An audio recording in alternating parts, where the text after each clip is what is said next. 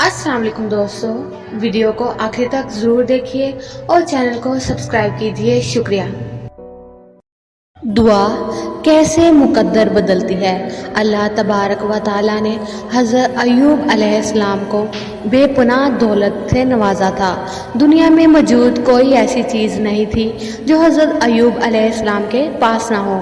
हज़रत अय्यूब अलैहिस्सलाम अपने वक्त के मल्टी मिलियनर थे। फिर अल्लाह पाक ने उनको आजमाया, उनसे सब कुछ छीन लिया। उनकी बहुत सारी औलाद थी और सारी एक साथ फौत हो गई। वसीओ गरीज रकबे पर उनकी फसलें जलकर राख हो गईं और अल्लाह ने उनको बेशुमार बीमारियां लाहक कर दी। फिर एक दिन हज़रत अय्यूब अलैहिस्सलाम ने अल्लाह तबारक व तआला से दुआ की और अल्लाह से रहम मांगा।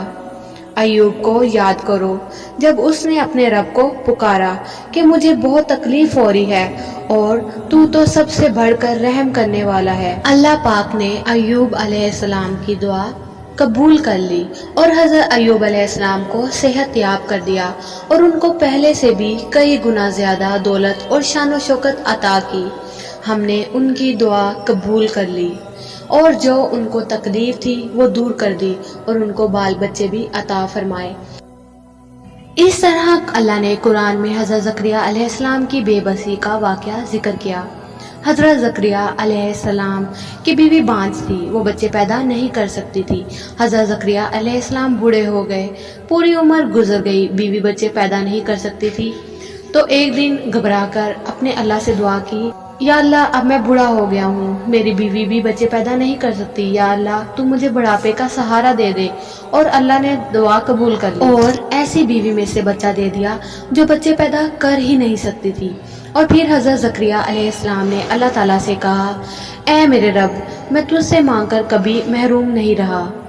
जब उसने अपने रब को आहिस्ता से पुकारा और कहा, ऐ मेरे रब, मेरी हड्डियां बुढ़ापे के सबब कमज़ोर हो गई हैं और सर बुढ़ापे की वजह से शोला मारने लगा और मैं अपने बाद अपने भाई बंदों से डरता हूँ और मेरी बीवी बांझ है।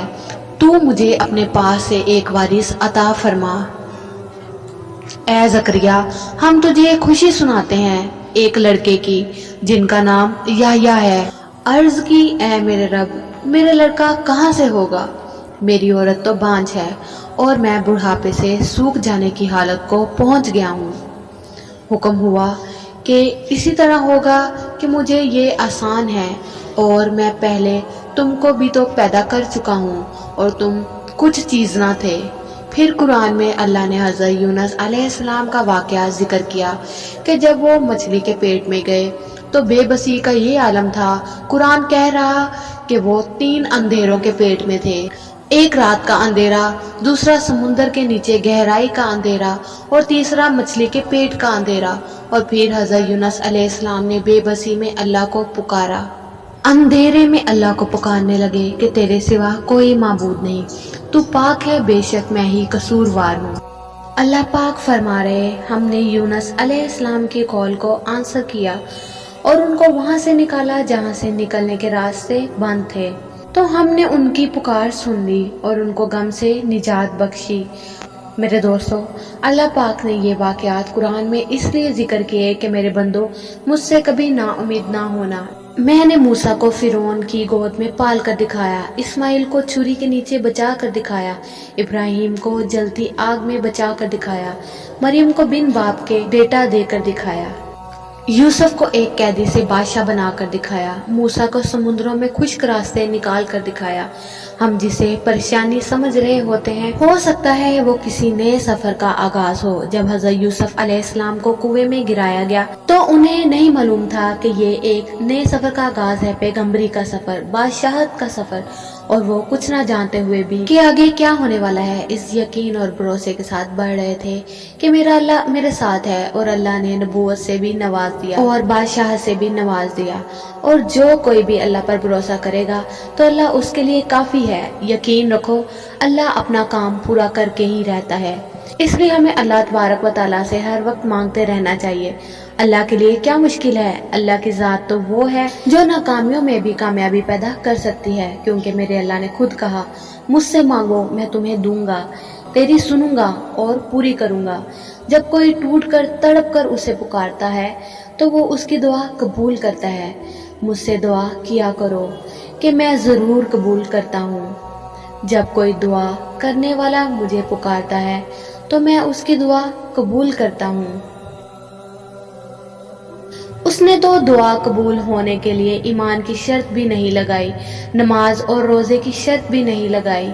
ये नहीं कहा कि कोई मुसलमान या ईमान वाला दुआ मांगता है तो मैं कबूल करता हूँ, बल्कि यही कहा कि कोई भी इंसान जब तड़प कर मांगता है, रो कर मांगता है तो मैं पूरी करता हूँ। सिर्फ मेरे सामने आंसू बहा के, आहें भर के मांग, फिर मैं नहीं देखूंगा कि तू मुशरिक है, काफिर है या मुसलमान है, पूरी करूंगा।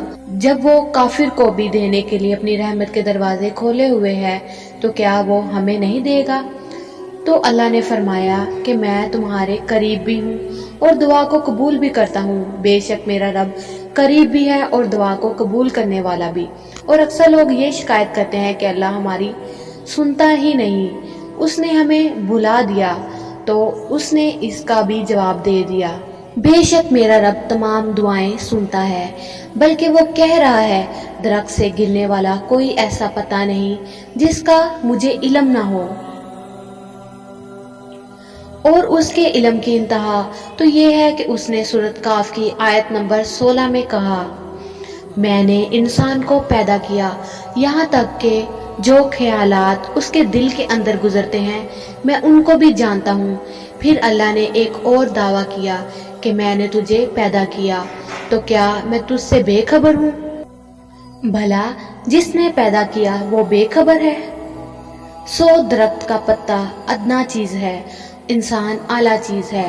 तो फिर वो आंसू जो आपकी आंख से टपका, वो दर्द जो आपके दिल में है, उसे कैसे पता नहीं होगा?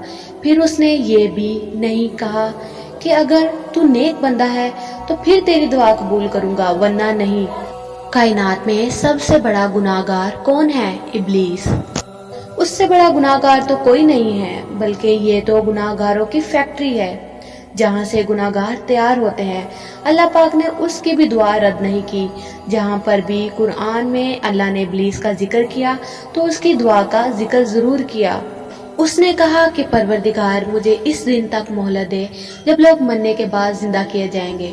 फरमाया कि तुझे मोहलत दी जाती है। अल्लाह पाक ने फरमाया कि तुझे मोहलत दी जाती है। अल्लाह पाक ने फरमाया अगर हदायत मांग लेता तो हदायत दे दी जाती, और अगर मुझसे माफी मांग लेता तो उसे माफी दे दी जाती। लेकिन उसने मोहलत मांगी तो हमने उसे मोहलत दे दी। उसकी भी दुआ रद्द नहीं की अल्लाह पाक ने। उसके बाद तो किसी को ये तसव्वुर भी नहीं आना चाहिए कि कोई शैतान से भी बड़ा गुनाहगार हो सकता है और अल्लाह पाक उसकी दुआ रद्द कर सकता है।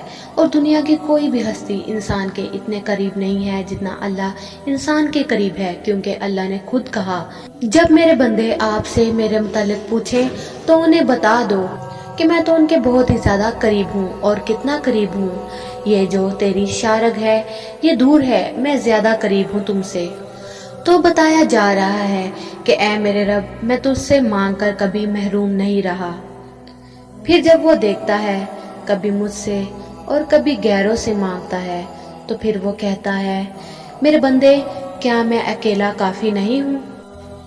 इंसान दुनिया जहां से मांगेगा लेकिन अल्लाह से फिर भी नहीं मांगेगा, क्योंकि यकीन जो नहीं अल्लाह पे।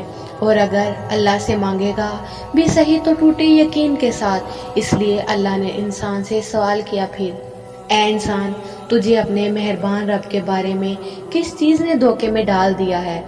इंसान फिर भी ना अल्लाह से मांगता है ना अल्लाह की फर्मा बरदारी करता है। तो अल्लाह ने इंसान से शिकवा किया, फिर ऐ इंसान, तुमने तो मेरी कदर ही नहीं की।